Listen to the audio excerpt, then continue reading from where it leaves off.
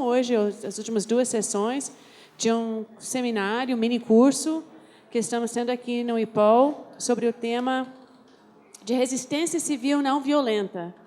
Essencialmente, estamos aqui recebendo em Brasília um grupo de 3 professores, um polonês e 2 americanos, que especializam em movimentos de resistência civil de diversos tipos e movimentos sociais, e com foco no estudo da eficácia de violência como tática de ação coletiva e resistência, e da não-violência.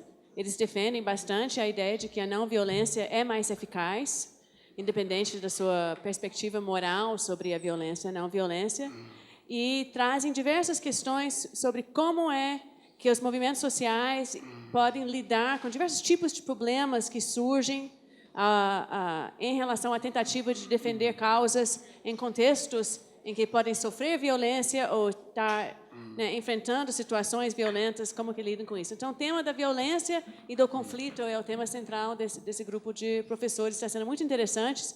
E hoje nós vamos ter mais 2 aulas. Agora, o tema sobre democratização gradualista, usando resistência civil não violenta, e também, depois do intervalo, nós vamos ter uma discussão sobre métodos de pesquisa sobre esse tema, tá? Então, bem-vindo, ficam para a tarde toda, que os trabalhos estão sendo muito interessantes e tomara que tudo der certo hoje.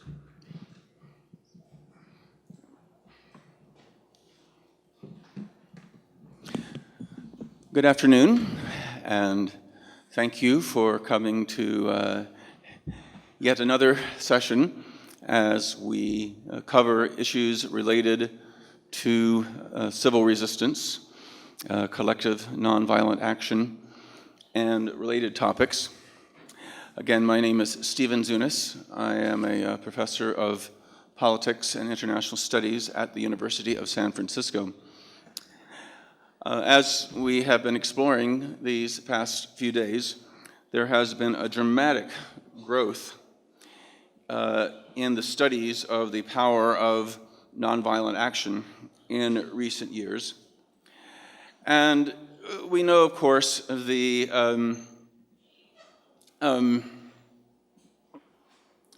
nonviolent action has played an important role in reform movements within democracies. Of course, the civil rights movement in the United States. The picture on the upper right is of the anti-nuclear power movement in Germany in the 1970s, during the following decade. The one on the lower left was part of a movement which included thousands of arrests, actually, in Australia to stop the construction of a dam in a sensitive environmental area. I use that just to symbolize the many environmental causes. And the one on the lower right is of the feminist women's rights movement in India against rape and other violence against women. But of course, we've also. But this past couple of days, we have put particular emphasis on nonviolent revolutions. These are dramatic revolutionary uprisings, which have at times sent dictators fleeing in the night. Here we have scenes from the Philippines in 1985, Czechoslovakia in 1989, Serbia in 2000, Tunisia in 2013. But what I want to focus on for this session is something that doesn't neatly fit into either category. And these are what I would like to call gradualist pro-democracy struggles. These is in regard to nonviolent struggles against autocratic regimes that failed to topple the dictatorship in a revolutionary wave, but did succeed in forcing a series of legal, constitutional, and institutional reforms over a period of several years, which eventually evolved into a liberal democratic order. As with the more sudden and dramatic transitions, these more gradualist transitions have taken place across different regions and against different kinds of autocratic regimes. They have undergone substantial democratic reforms through protracted nonviolent struggles with no clear, specific, discernible date of transition from authoritarianism to democracy. It's important, I believe, to challenge the tendency by some analysts to mistakenly characterize democratization in these countries as top-down transitions, or focus almost exclusively on competing political elites rather than appreciate the role of civil society in forcing these reforms.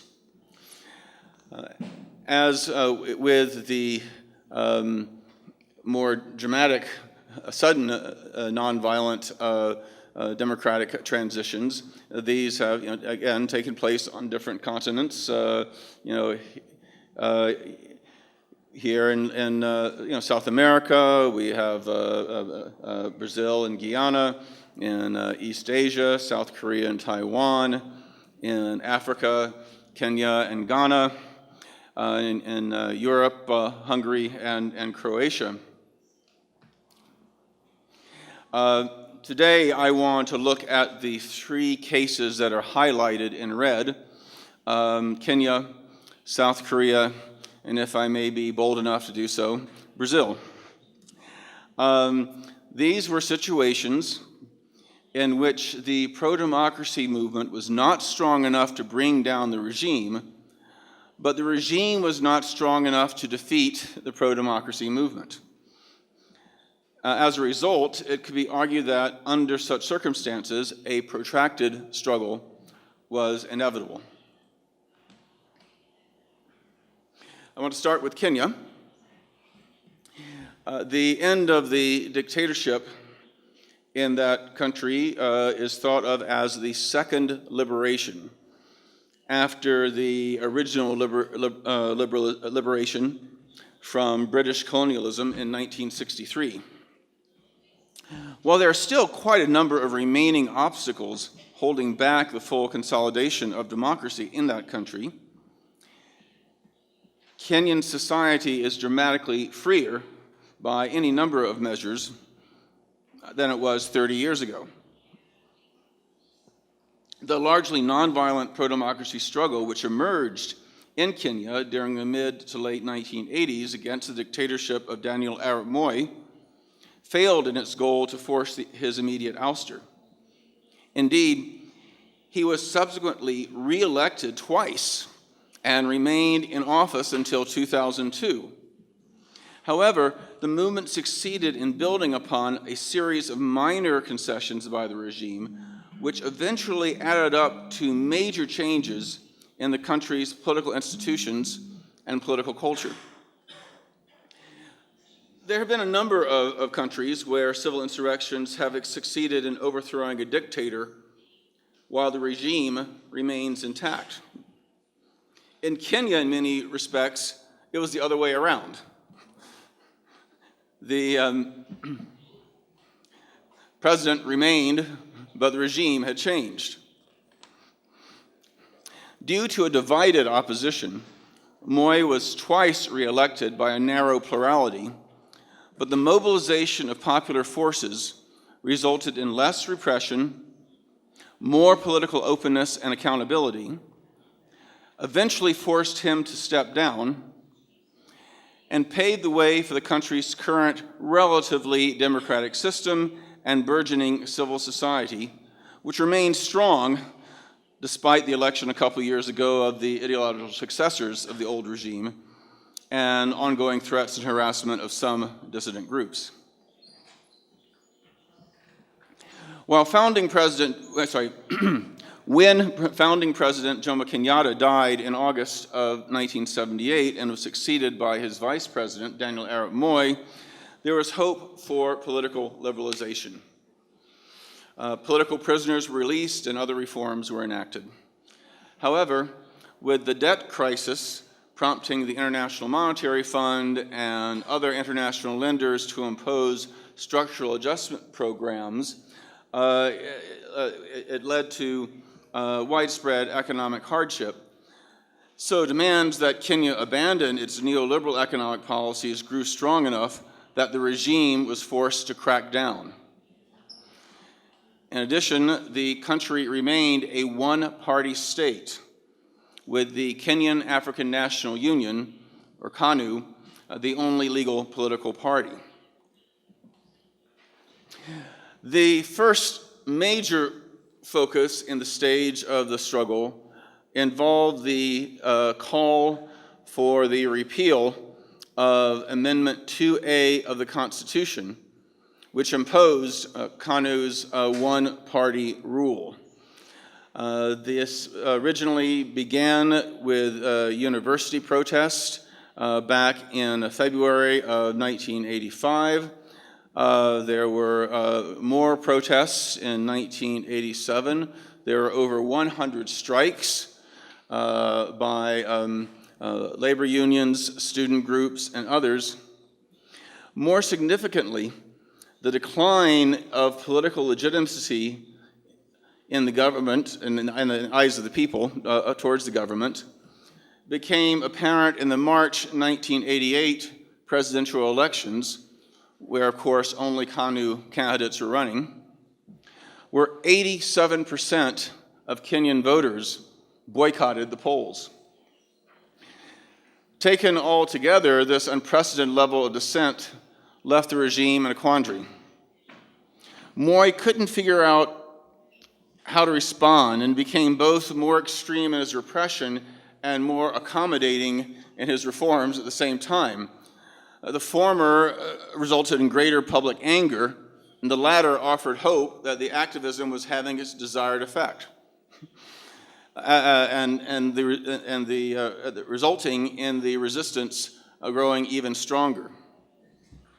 Churches became a major center of resistance, since it was harder to crack down on respected clergy and other religious leaders, and the strong moral principles of social justice and the Christian tradition, and then became a rallying cry for the resistance.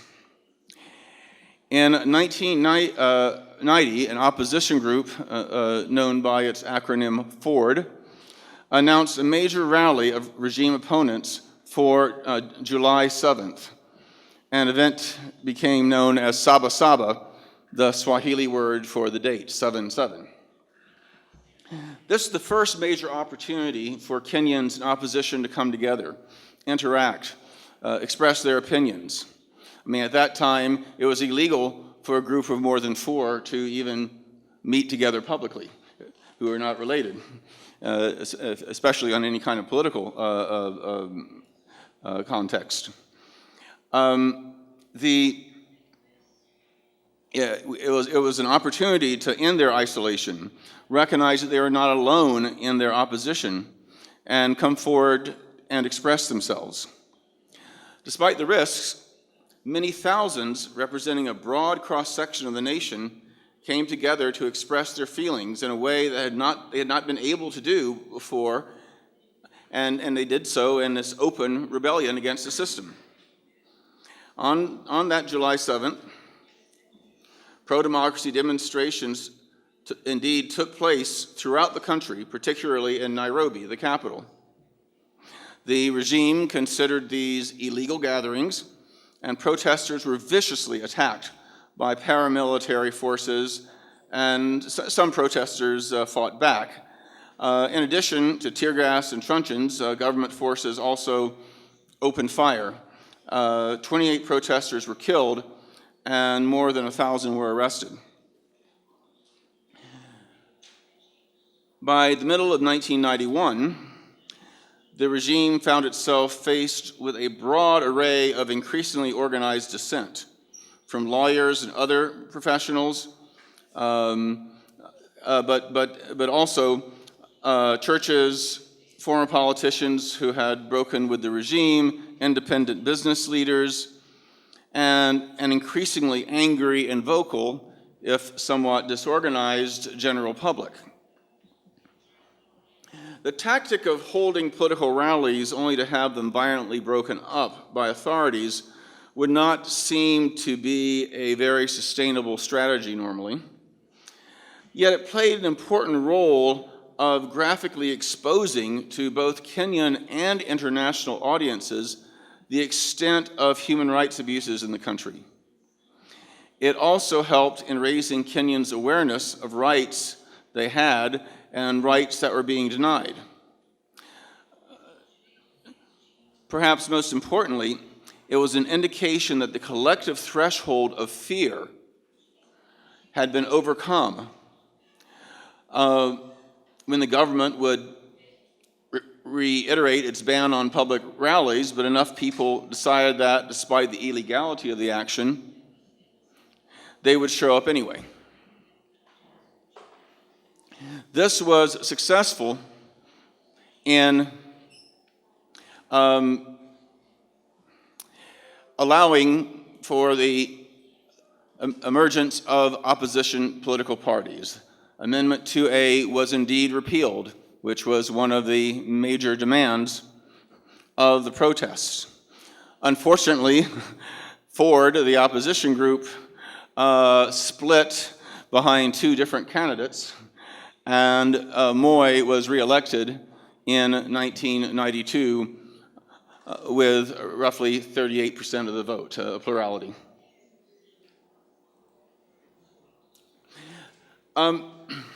Now, despite the emergence of opposition political parties and a number of non-governmental organizations, there was widespread recognition that there could be little substantive change if the same laws and the same constitution was in effect.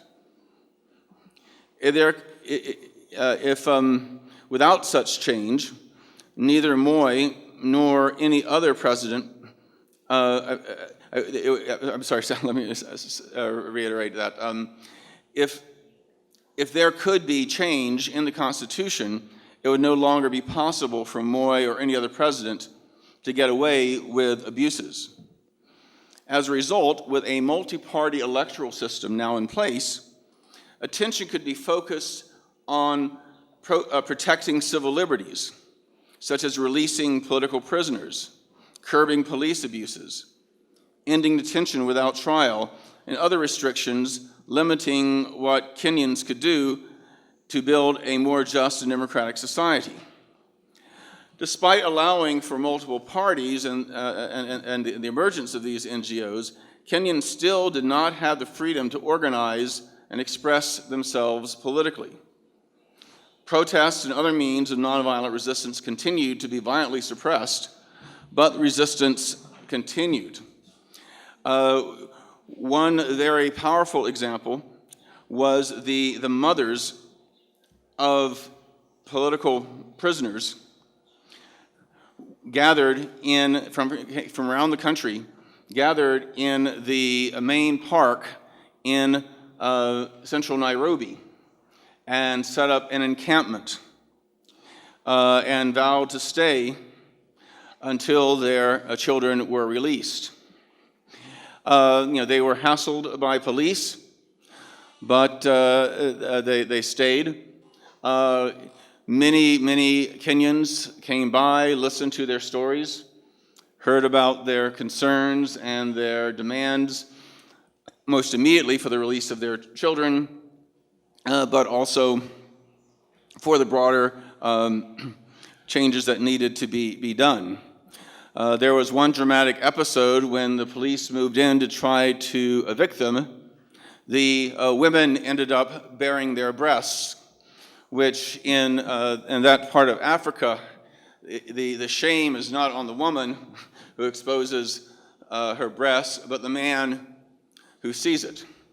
Indeed, in certain contexts, is even considered a curse. And this indeed proved to be a deterrent. Eventually, they did move in and destroyed the encampment anyway, though I'm told that the commander who had been given this curse right beforehand suddenly died of a heart attack about 2 months later. But the women fled into the nearby Anglican cathedral, where they were given support and asylum by the bishop. But these and similar actions led to constitutional reform and with greater guarantees for public dissent with greater freedoms. And during the next elections and in 1997, unfortunately, there was a repeat of what had happened 5 years earlier. The opposition was divided, and Moi was reelected yet again. However, he could no longer order people detained without trial. He could no longer charge opponents with sedition simply for criticizing his policies. Unlike many African leaders, he would not be president for life, thanks to term limits that were imposed in the new constitution. So people knew he would be gone by 2002 at the latest. As one activist I interviewed named Tom DeJerry put it, "We did not win the struggle against Moi, but we won the struggle for the nation." The next case I want to look at is South Korea. Except for a couple of short periods, South Korea had been under autocratic rule since the country emerged out of decades of occupation by Japan and then the partition in 1945. General Park Chung-hee had ruled the country since he seized power in a military coup in 1961. The threat from communist North Korea and the overriding task of rebuilding from the devastation of the Korean War in the early 1950s provide the excuse for the denial of democratic rights. Repression increased following his declaration of martial law in 1972. Open protests began to emerge around 1979. Park and other government leaders were bitterly divided on whether to compromise or to engage in massive and violent repression. Apparently, as a result of a heated argument between the head of the intelligence bureau, known, interestingly enough, as the Korean CIA, KCIA, he ended up shooting and killing Park. Prime Minister Choi Kyu-ja became interim president, who, following a brief state of emergency, enacted a series of reforms, releasing a number of dissidents, including students, religious leaders, and journalists, as well as Kim Dae-jung, the opposition leader who had become the country's most famous political prisoner after being kidnapped from Japan, where he had been, by the KCIA, where he had been living in exile.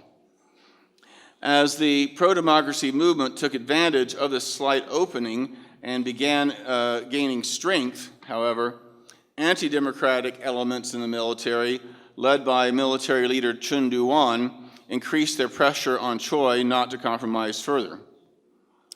In May of 1980, a massive demonstration in Seoul, the capital, brought over 100,000 students and workers into the streets. General Chun successfully pressured Choi to declare full martial law to try to stop the protest, which gave the general effective control of the government to the military, to Chun. Colleges and universities were closed, and the National Assembly was shut down, along with the headquarters of most political parties. Labor strikes were outlawed, and all political activity was banned. Student leaders were detained, and the country's three most prominent dissidents, Kim Dae-jung, Kim Young-sam, and Kim Jong-pil, were arrested. Despite the crackdown in the city of Gwangju in the southwestern part of the country, student-led demonstrations continued. On May 19th, Chun sent in paratroopers who brutally attacked the peaceful demonstrators with truncheons and fixed bayonets, killing as many as 100 people. Students, now joined by thousands of townspeople, fought back. The nonviolent discipline, which had characterized most of the pro-democracy protests in the recent years, evaporated as growing numbers of students, backed by thousands of enraged city residents, raided armories and police stations, grabbed their weapons, and drove the troops from the city. Gwangju became a liberated democratic zone within an authoritarian state. With no one to enforce the ban on demonstrations, over 300,000 people took to the streets on May 20th, protesting the martial law regime. On May 27th, however, Chun dispatched 20,000 elite troops to retake the city.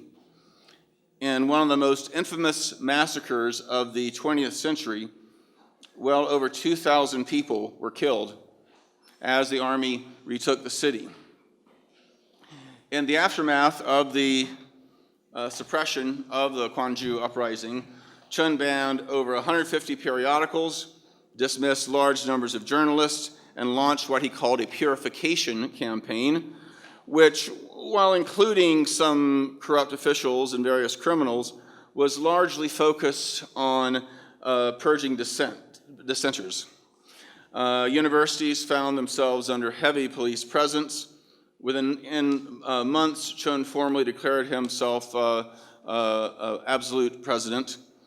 And there was a lull as a result in pro-democracy activism in the next couple years following the Gwangju massacre, but gradually some renewed organized dissent emerged, resulting in the suspension of certain draconian national security laws and the very unpopular midnight to 4 a.m. nationwide curfew. By late 1983, Chun withdrew his forces from the universities, allowing for limited political activities, releasing student prisoners, and reinstating dismissed faculties. The opposition took full advantage of this opening, with a new wave of protests emerging in 1984. No longer limited to students and a few high-profile dissidents, other social movements, particularly labor unions, emerged in an organized fashion. Significantly, the country's rapidly growing middle class increasingly sided with the pro-democracy forces and joined in the demonstrations and other acts of resistance. The regime then allowed opposition parties, including the New Korean Democratic Party, with its explicit opposition to the dictatorship and support for democracy, to participate in the February 1985 elections for the National Assembly. By 1986, there was direct election. They announced that they would allow for the direct election for the president.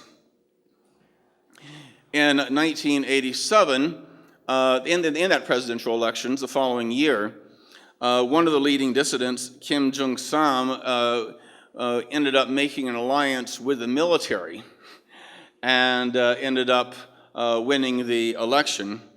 However, by 1990, there was a full restoration of democracy. Those responsible for the Gwangju massacre were prosecuted, and South Korea remains one of the more vibrant democracies in Asia today. Okay, so turning to Brazil. As you all know, you had the 1964 coup, which ousted João Goulart, and brought forward a series of right-wing military dictatorships. This was the first, and of course, in a series of right-wing coups that would plunge much of South America into years of repression under the so-called national security state. Despite claims by some analysts in North America that Brazil and these other Latin American military regimes voluntarily relinquished power some years later as a result of the deteriorating economic situation, none did so willingly.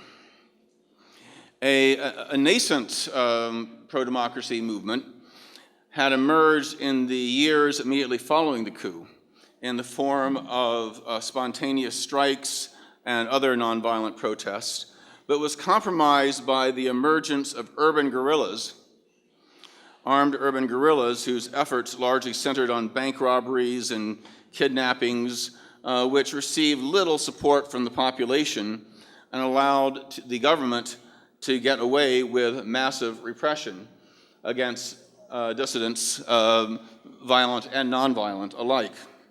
Torture and other severe human rights abuses became commonplace against both violent and nonviolent opponents, and by 1974, the armed resistance had been completely destroyed. Not long afterwards, however, dissent from within civil society began to grow, initially by academics and journalists and other professionals. In response, the new military president, General Ernesto, how do you say it, Geisel, promised what he called a slow, gradual, and safe political opening.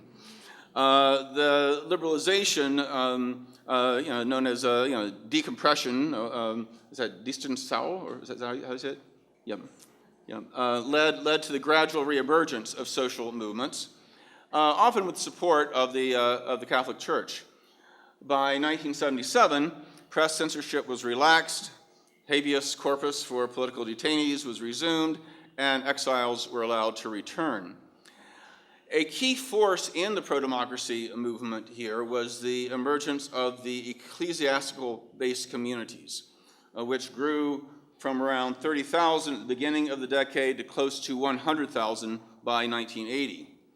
The CEBs provided opportunities for people from poor backgrounds to develop leadership skills and develop solidarity networks, which was particularly important since a number of the grassroots groups had a hard time mobilizing their constituencies, not just because of the government repression, but the kind of whole patrimonial tradition here in Brazil, which did not really produce a very favorable cultural climate for this kind of bottom-up grassroots struggle.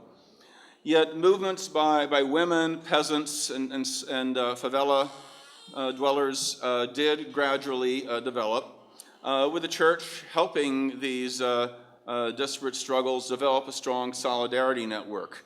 Catholic clergy emerged as a major force in the movement against the dictatorship, including many in the hierarchy, such as the Archdiocese of Sao Paulo, which provided an umbrella for key opposition groups. And given the centrality of the church in Brazilian society, there were limits on how brutally the state could respond, especially to clergy in prominent posts. The limited liberalization, along with divisions between hardline and moderate elements in the regime, helped lead to a new wave of protests, which became particularly apparent in the labor sector. By the end of 1978, over 500,000 workers from 14 sectors of the country had gone on extended strikes, including workers in schools, hospitals, banks, and other public services. In 1979, there was an even larger wave of strikes, in which 3.2 million workers participated. Churches, even cathedrals, opened their doors for labor activists whose union halls had been raided by the regime. Going well beyond industrial workers, the walkouts included increasing numbers of professional workers as well, such as state employees, teachers, bank employees, and others. The strike spread to the agricultural sector, with more than 100,000 sugarcane workers in the Northeast refusing to show up for work in October. the following year, over 250,000 Brazilians went on strike. And these strikes, often initiated by unofficial younger leaders, challenged not just employers in the state, but the official pro-government union leaders as well. Brazil, as you know, is a country with a relatively high level of unionization, but especially back then, it was kind of on a corporatist model, which had been easily usurped by the military regime. By the end of the 1970s, however, more than 1/4 of the unionized workers had become part of this new, more radical and democratic syndicalism. The government realized it could no longer control the country's workers. A key demand was that workers be able to negotiate with their employers directly rather than the state. Recognize the impact that the strikes were having on them economically, the leadership of the Sao Paulo business community agreed with the demand and also put forward a manifesto calling for the return to democracy. And again, correct me on the pronunciation, President Figueiredo. Figueiredo promised to hand over the country to a civilian rule by 1985. Yet protests continued. The party of the Brazilian Democratic Movements, PMDB, became the leading opposition party when they were legalized in 1979. Growing protests forced the government to allow for direct elections for all offices except for the president as of 1982. And as with the previous elections, the system was stacked in favor of conservative pro-military candidates, yet opposition candidates won most of the important races that year in 1982. Recognizing that the majority of Brazilians opposed the military and their right-wing allies, a key demand of the opposition was the direct election of the president rather than through the military-dominated electoral college. And we also saw the emergence of a civic spirit that the country had not seen since the 1964 coup. Regional rallies were organized, bringing close to 1 million people on the streets in Rio de Janeiro and 1.5 million in Sao Paulo, featuring not just opposition political leaders, but pop stars, soccer announcers, and other entertainers. Though President Sarney proved to be an unpopular president, the democratic transition had been complete. And direct elections, of course, have been held at 4-year intervals. Subsequently, the military is under civilian control, and despite the great inequities and other problems, including the current political and economic crises, the country has emerged to become a democracy. And of course, there is a new constitution, 1987, reducing presidential powers, the direct elections in 1989. Now, what can we learn from these 3 cases and some less detailed examples, less detailed research in some of these other cases? Is that we seem to have kind of a positive feedback loop where nonviolent resistance campaigns force an authoritarian government to open up the system a little bit, to allow for certain structural opportunities for working within the system. That makes possible electoral gains by the opposition. Seeing these electoral gains, it gives the population expectations of success through collective action. And that, in turn, erodes the regime's power to control these movements, thereby making it easier to organize nonviolent resistance campaigns, which open up more structural opportunities, etc. So what I'm saying here is that even if the regime provides only a tiny sliver of political space, activist groups need to move in, fill it up, and just kind of push it, to give more space. And some people may argue this is what is happening in Burma today. The pro-democracy movements in 1988 and 2007, these were brutally suppressed. But as was Kwanju, as was some of the earlier uprisings in Kenya and Brazil, but they eventually succeeded in allowing at least some opposition people in the cabinet and in the parliament, and they are using that to try to open up greater political space. So, what are the variables for success in this kind of model of this gradualist democratization through strategic nonviolent action? The first, I would argue, is effective organization and leaderships. These movements appear to have been structured enough to provide necessary leadership, discipline, organization, and strategic coherence to be effective in the face of repression, but decentralized enough so that the arrest or killing of key leaders would not cripple the movement. In Kenya, it was respected clergy, lawyers, parliamentarians, and other civic leaders who, through a number of ad hoc organizations, eventually formed FORD, the opposition party. In Brazil, it was trade unions in the Catholic Church. In South Korea, it was students, intellectuals, and ultimately trade unionists who coalesced into the National Liaison for Democratization, and later what they call the Nanjing movement, which helped make possible the fuller democratization. The second variable for success, I would argue, is discernment and strategy.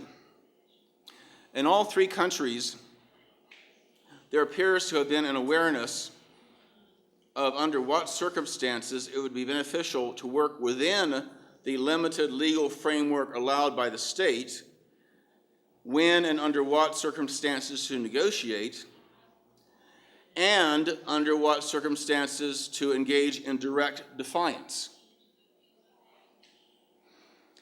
In Kenya, the opposition agreed to participate in elections despite ongoing limits to civil liberties, with the awareness that legalized political parties would not only be able to participate in elections, but be an organizational base for the ongoing resistance.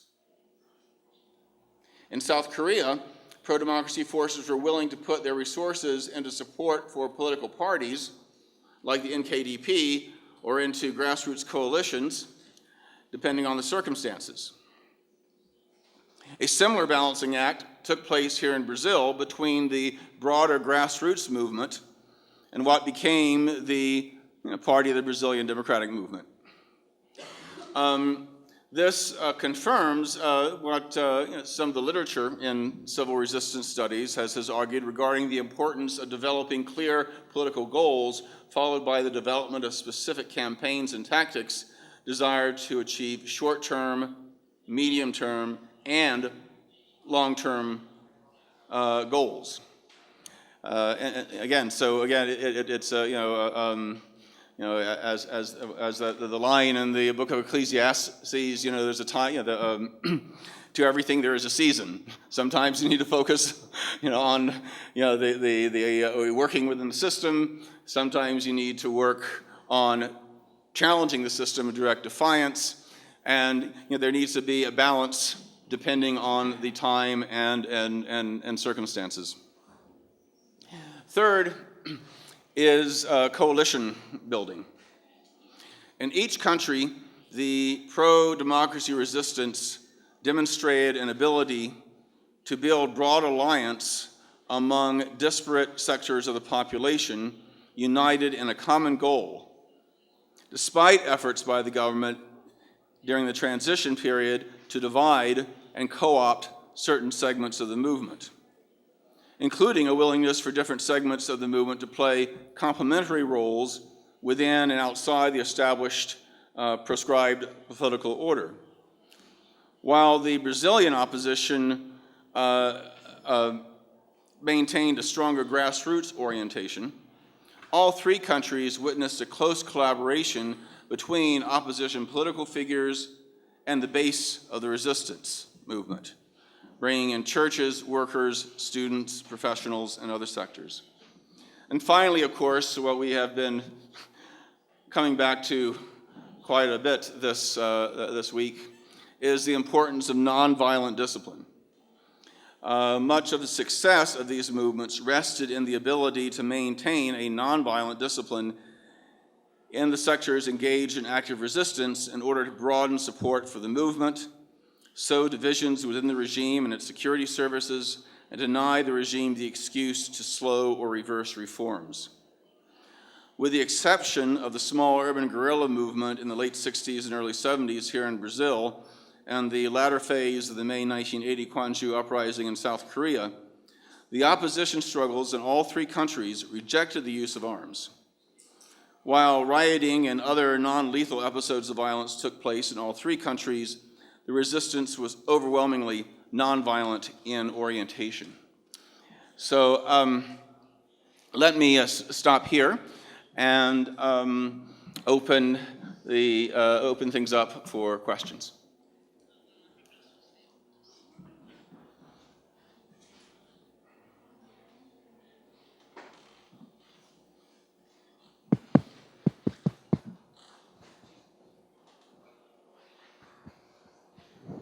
Good afternoon. Thank you for your presentation. My question goes to the society point of view. For example, we have some countries that have been recently in war, and the population still uses violence as the only means of resistance. For example, in Timor-Leste, in East Timor. I had the opportunity of working there, and I was very sad when I saw the society that had been recently through violence. 1/3 of the population died, and now they are using violence on the political process. So my question goes to, can you see, you see the variables of success of non-violent process, but is it possible to see another reason for this phenomenon to happen? Like, I was thinking maybe it was cultural, this is a cultural issue, but still, I felt it was wrong. No, this is not the only explanation. So for you, not having the variables of success is the only explanation, or you can see another explanation for this phenomena that I think also happens in Africa, in some countries in Africa. Thank you. I think maybe take two other questions, and I'll try to answer all three.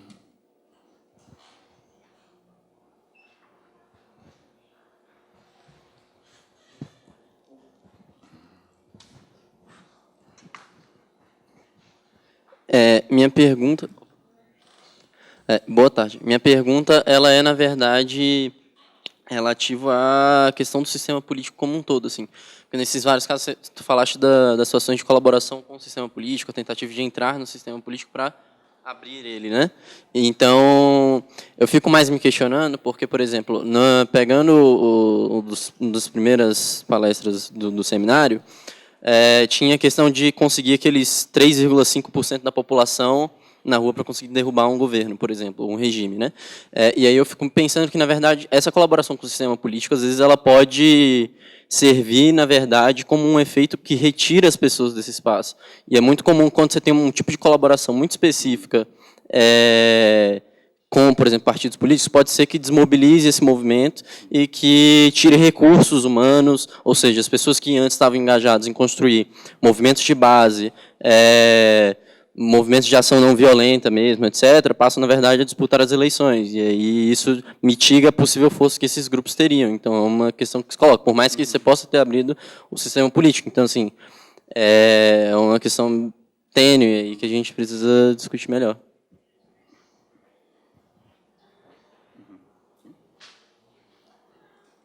Is there another, or should I go ahead and answer these two? Okay.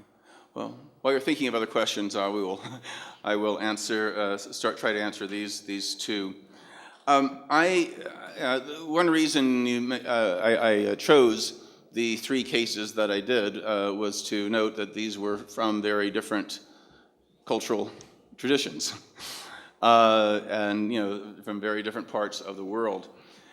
And I found that almost every culture has certain tendencies to engage in violence, and similarly every culture has some things that make them particularly prone to using nonviolence.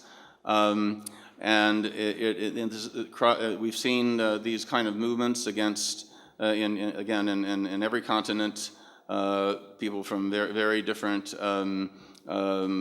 religious traditions, cultural traditions. We've seen these against communist regimes, right-wing military dictatorships, monarchies. It's almost every combination you can think of. We have seen these kinds of movements emerge, but specifically in terms of those who have been so traumatized by war, it can work both ways. I mean, it can lead people out of anger and despair to not think strategically and settle their differences by force. But it can also make it clear that people are tired of war, that people have been so the experience of armed struggle has been so dramatic they will go to great lengths to avoid it. We've seen both cases. In the matter of Timor-Leste, let's remember that the armed struggle, most of the massacres, horrific massacres, were in the early stages of the Indonesian occupation in the late 70s and early 80s. And while there was obviously brutal repression, like the Santa Cruz massacre in 1992, it was not the massive daily occurrence as it had been earlier. And similarly, the armed struggle by that time, by the later 1990s, was down to only a few hundred people. The bulk of the struggle was actually forms of nonviolent resistance, such as during the Pope's visit and the like. So I would say that the attempted coups and the factionalism and that kind of thing, I think more has to do with the fact that it is one of the poorest countries in the world. There's been a lot of social dislocation and other things, but the very fact that they at least have remained a parliamentary democracy, that they have been able to have dissenting political groups and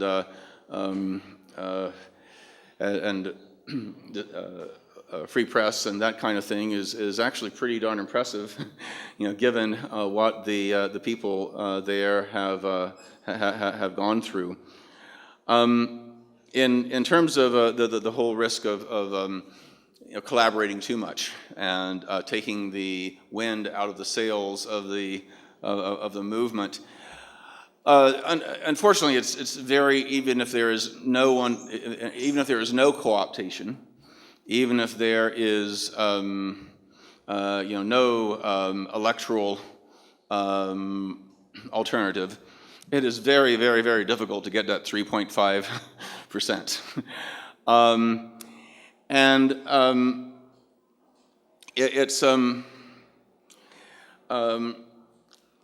And I think more what I've seen is actually it complements the struggle, as I showed in that positive feedback loop.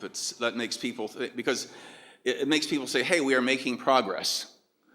Because often, if you're in a movement where you're suppressed, repressed, people say, and it goes on for years, people are like, what's the hope?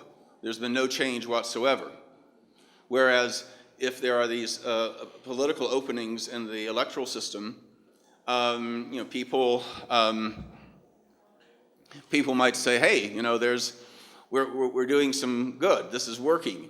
We still have a long way to go, but we can tell there's progress. We just need to keep on keep on going.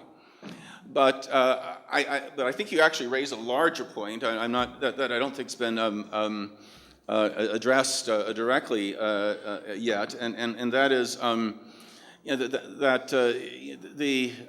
is important to continue the nonviolent struggle, even if you have full electoral democracy.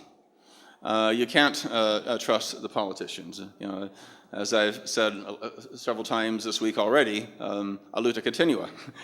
In fact, it's rather interesting. During the height of student protests in the United States in the late 1960s and the early 1970s, not just in opposition to the Vietnam War, but people making much more radical demands, challenging the entire capitalist system, and challenging patriarchy, starting to really work for radical change. That is when the Congress and the states passed a constitutional amendment that lowered the age from 21 to 18. And it's interesting, if you see the debate, the transcripts of the debate in Congress about this constitutional amendment, members of Congress of both parties were quite explicit, saying, hey, maybe if we get young people involved in electoral campaigns and voting, they'll be less likely to engage in direct action. They'll be less likely to engage in these kinds of radical protests. Because it wasn't like there was a great demand for this. I mean, we were glad to have that. I mean, after all, they were sending my peers to Vietnam to die, and we weren't able to vote on whether candidates who opposed the war. But that wasn't a big demand. That was not really that big an issue. It was an initiative from Washington, not from the young people, to lower the voting age. And so I think and I think the empirical literature is pretty strong on a whole number of issues that you need both strategies. I think there are a lot of people I think a lot of people think, oh, we have a democracy, we can elect people, so let's not do direct action. That's disruptive. Let's work within the system. And I do believe there's still a place for nonviolent direct action. But there's also some elements in the far left that see any kind of work, any kind of work within the electoral system as some kind of sellout, and are totally cynical and are, it's everything or nothing, revolution or nothing. And I think again we need to recognize how they can in fact complement each other. Because when I think about the situation in my country, if you think about the reforms and changes we've had in my lifetime, the ending legal segregation in the South, ending the Vietnam War, suspending the growth of nuclear power and having stronger environmental laws, stopping U.S. intervention in Central America, and ending support for apartheid, et cetera, et cetera. When you think of all these major changes in U.S. policy, it was not because of some enlightened political leaders in the Democratic Party or whatever, saying, oh, we should do this because it's a good thing. It's because you had popular movements that drag them, kicking and screaming, to take these positions they would not have otherwise taken. And it's in many ways, it's less important the leaders you elect as the choices you give them. At the same time, I'm sure here in Brazil, as in the United States, there are some political parties who might be more willing to listen to mass movements than others. So it is, also important to vote for, parties that might have a more progressive and democratic agenda. But, regardless of who, occupies the presidency or the Congress, it's important to, still be involved in popular struggle.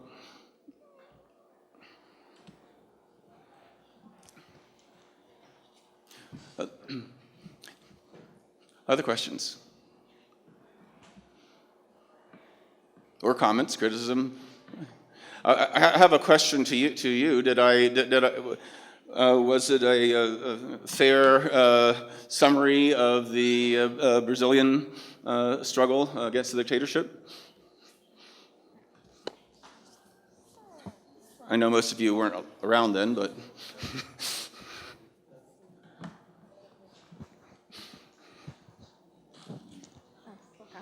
Boa tarde, primeiramente, fora Temer, para não perder costume.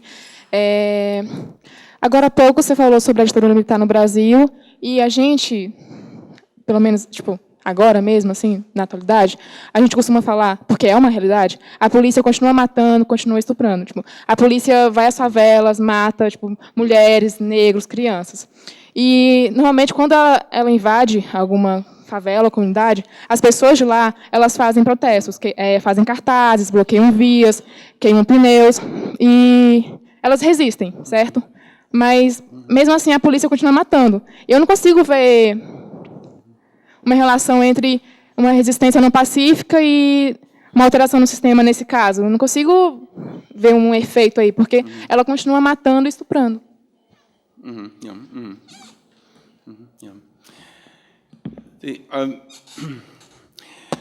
Indeed, it's very frustrating and indeed horrifying, and the fact of the abuses by the Brazilian police, things like the murder of street children, is known even in the United States. It's something that unfortunately, Brazil has a bad reputation about.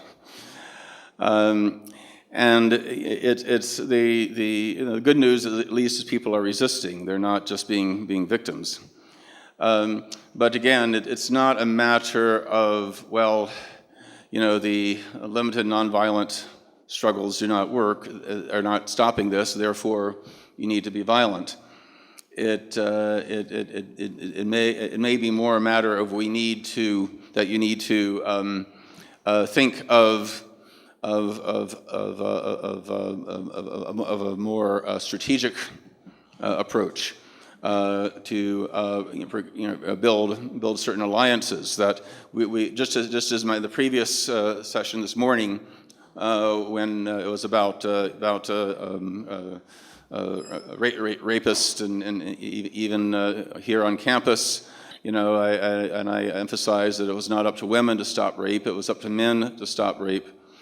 I think similarly, it is not the people of the favelas that it's not their responsibility to stop these abuses. It's the responsibility of every Brazilian. In fact, for that matter, I would say, given that the United States provides Brazil with much of the police equipment that's used in the killing and repression, I'd say it is responsibility of people like me and other Americans as well. But that the resistance is it should not be simply a bunch of white people standing back and cheering the people of the black people in the favelas resisting. This is not like a U.S. professional basketball game. This is about having there needs to be involvement. What if, for example, a raid was expected and the police charged in addition to the usual people resisting, you found a large number of white middle-class university students and others there in solidarity with the people? What if there was, in response to, say, a particularly brutal raid, a general strike called by major unions?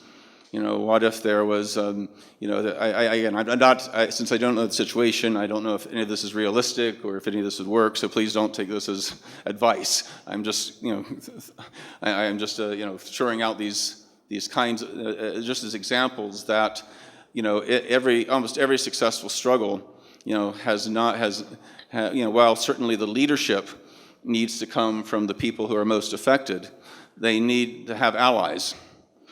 And I think the civil rights struggle would not have been as successful as it was were it not for the fact that they had white allies who were also being beaten and tear gassed and jailed. This is important in South Africa as well. And similarly, you know, when you have Israelis and internationals joining with Palestinians in Budrus and Belin and other, you know, West Bank towns that are under siege, that it's you know, the important I think the important thing is to you know, think strategically in how a movement could be broadened, bring in more people, and what kind of impact that might have. Machi or Erica, do you want to add anything to that? Or?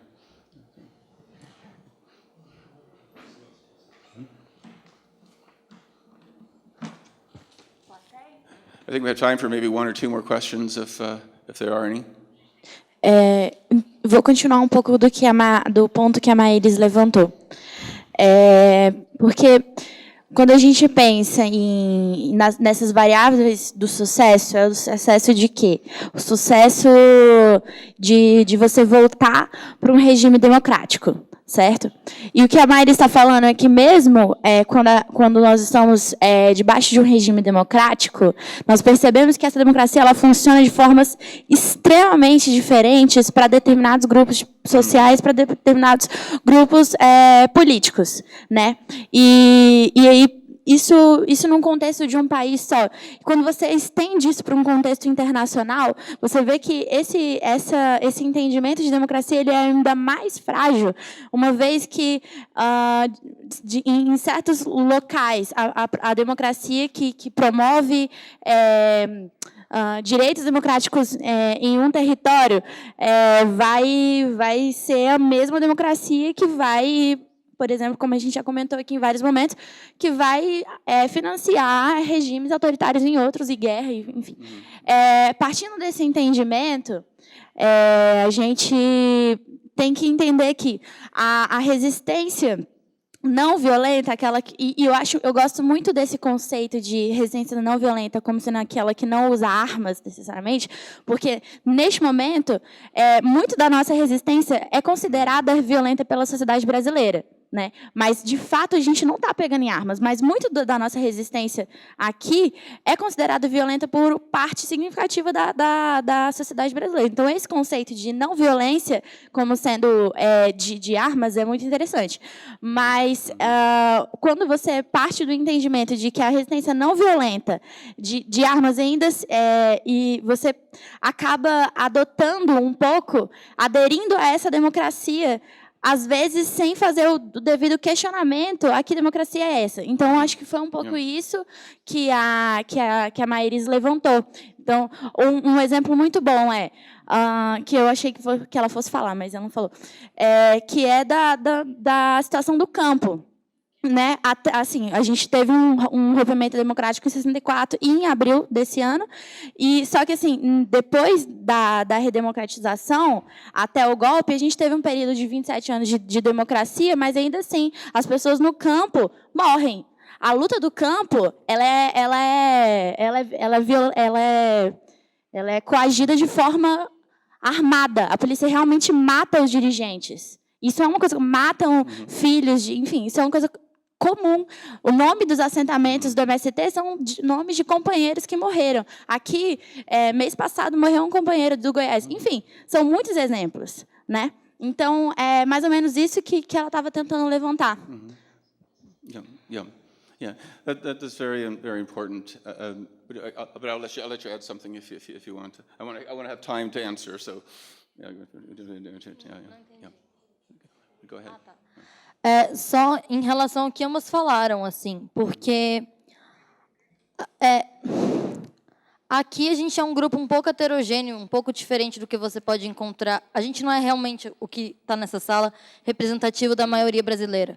Ainda assim, a gente tem uma descrença enorme em instituições, e inclusive na nossa própria democracia, e isso não é à toa, assim. Então, o que você falou, eu não acho que seja responsabilidade das mulheres pararem os estupros, assim, dos homens, eu estou 100% de acordo, mas eu vejo os meus amigos terem dificuldade de romper laços com estupradores e falar, eu não vou sentar no bar com você, porque você é um estuprador. Eles não conseguem fazer isso, eles sorriem amarelo. Então, assim, é difícil você suscitar empatia num nível que você, no nível do desconforto alheio. Yeah, sure.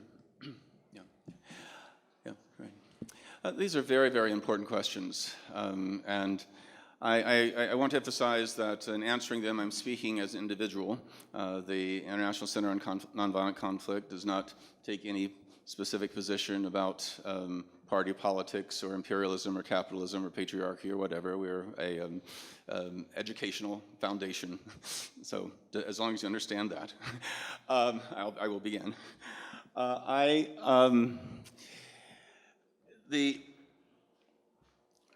For me personally, I believe democracy, real democracy, is more than elections. It is more than simple civil liberties. You know, when you have very powerful economic interests and foreign imperialist powers exerting the kind of influence they have over ordinary people, that is not democracy in my view.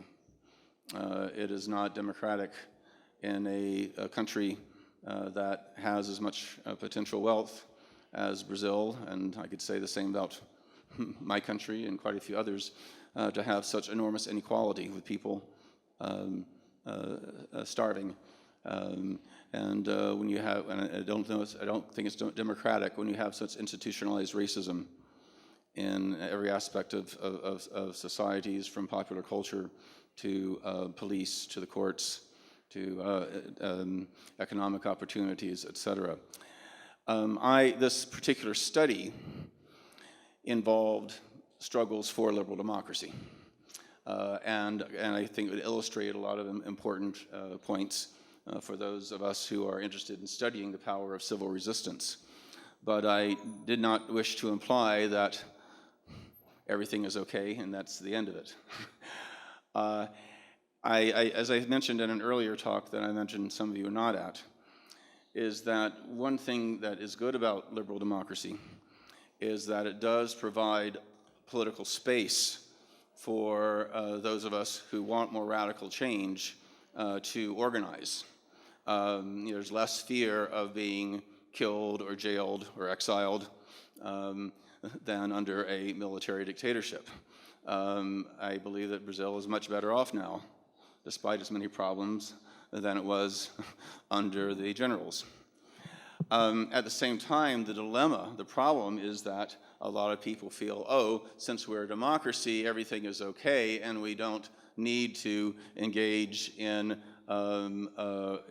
popular struggle.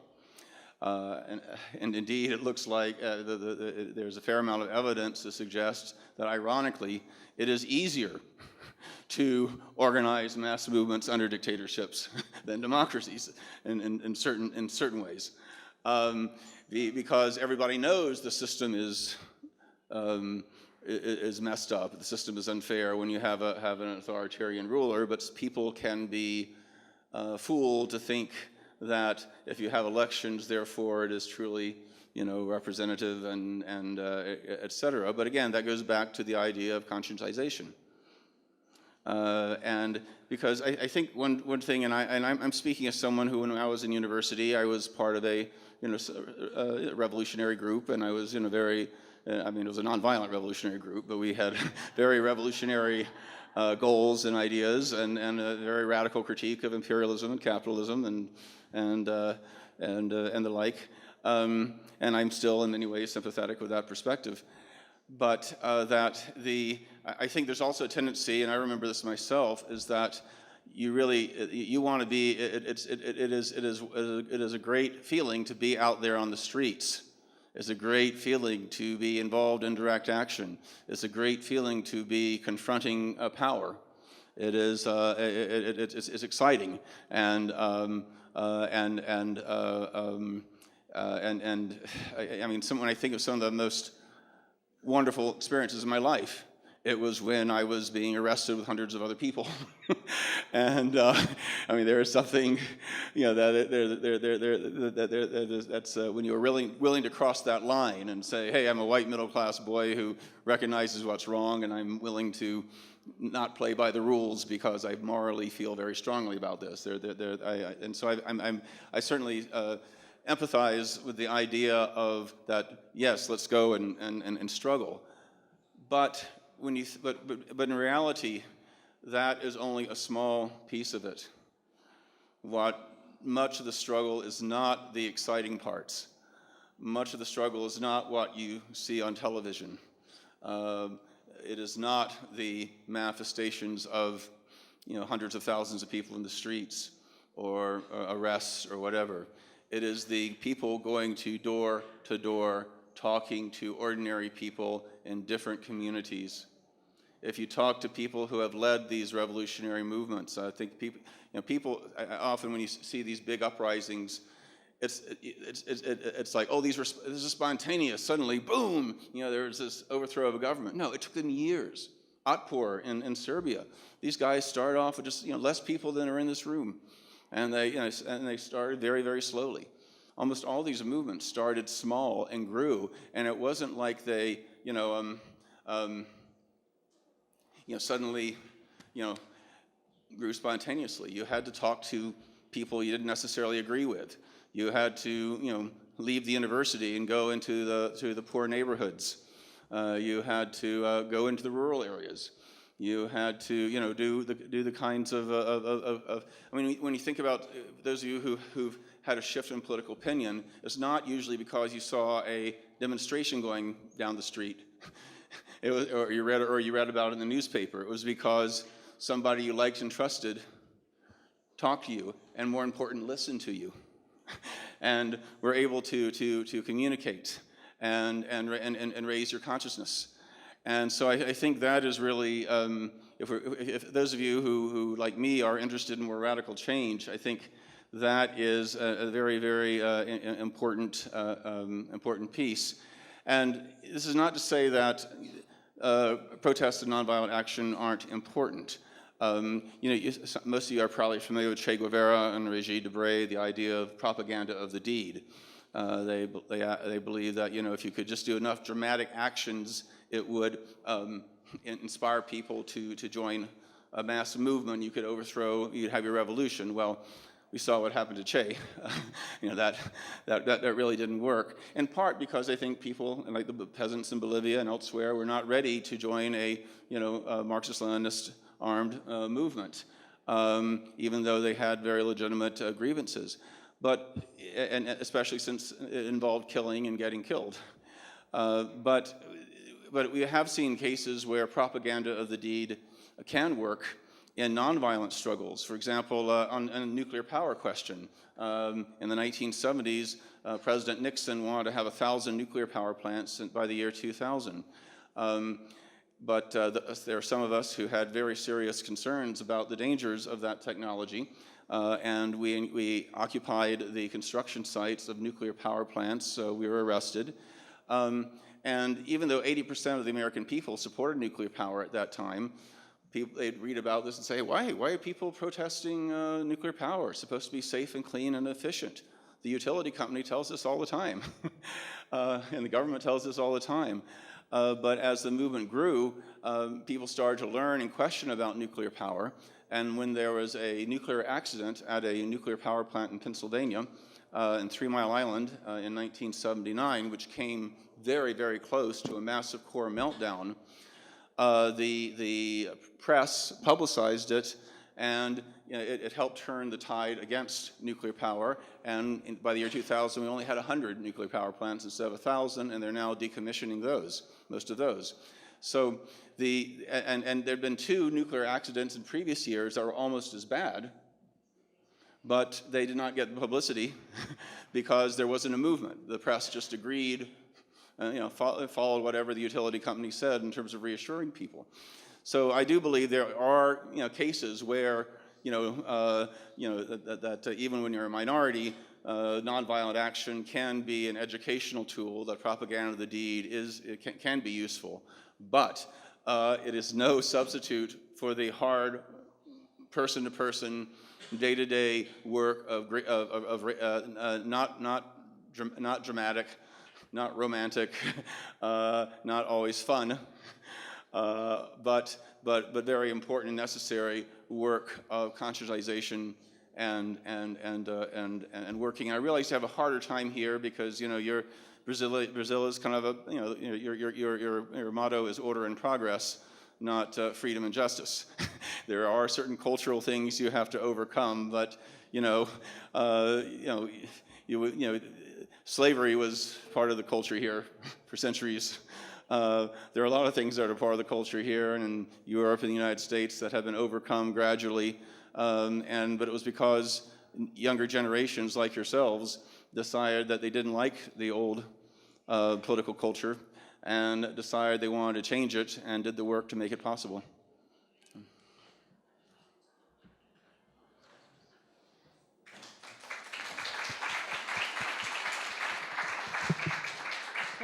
Então, gente, nós temos 15 minutos para um intervalo.